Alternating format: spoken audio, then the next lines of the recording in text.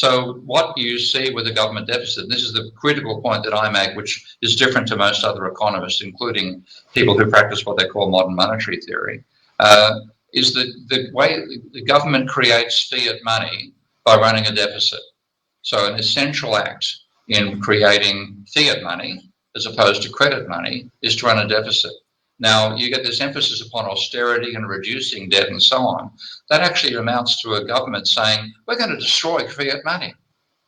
And we live in a mixed system. We have both banks creating money by private lending, and they create money if they lend more than they take back in repayments, and the government creating fiat money by spending maybe more than it gets back in taxation. And unless it does that, it's actually destroying fiat money.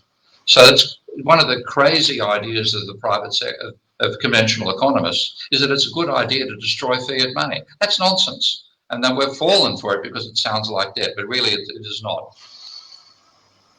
Yeah, but if the government is creating a deficit and it constantly creates that deficit, let's say the government is borrowing a lot of money.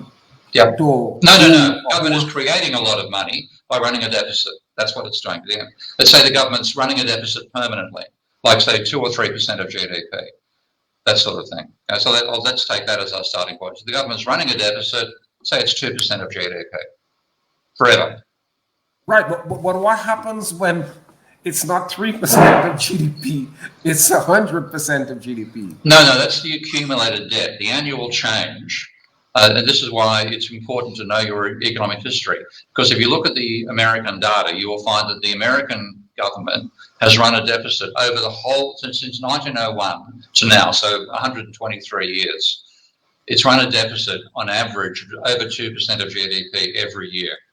Now, if that was going to cause a debt crisis and a bankruptcy, it's been going on for 1.2 centuries.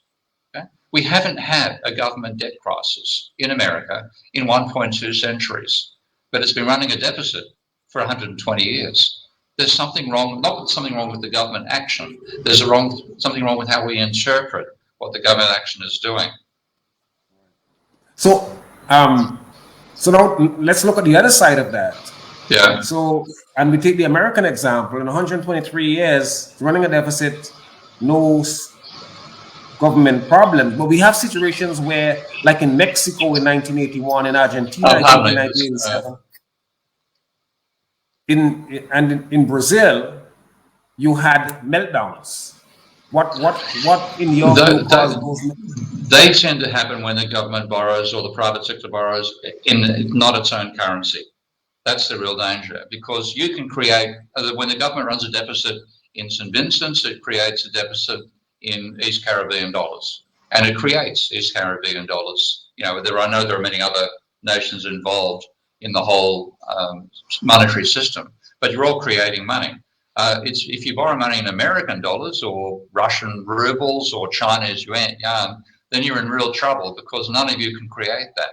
So the only way you can actually finance a debt which is not in your own currency is by literally borrowing money on the international markets. That's when you're in trouble. Right. But what has been happening here, and I don't know if this helps to explain your theory, in the last year or so, we have borrowed $800 million. American dollars or Caribbean dollars? Most of it from Taiwan. Oh, okay. Well, if you're borrowing money from Taiwan, then you are in trouble. Okay, well, you're setting yourself for trouble, because if you borrow a currency which you don't create, then you're in real trouble. If you create your own currency and don't borrow a foreign currency, you're fine. So when you look at countries like Argentina or Venezuela or Germany, even though what led to the rise of Hitler was not inflation under the Weimar Republic, it was austerity under the subsequent government, and they had borrowed a large amount of money from Americans, and then they decided to repay all that debt, and that bankrupted the economy and led to the rise of the Nazis. So if you borrow in foreign money, you're in trouble. No argument there. But if you have a large level of government debt which is denominated in your own currency, you're fine. That is actually a record of how much fiat money you've created over time. It's not a burden, it's a gift.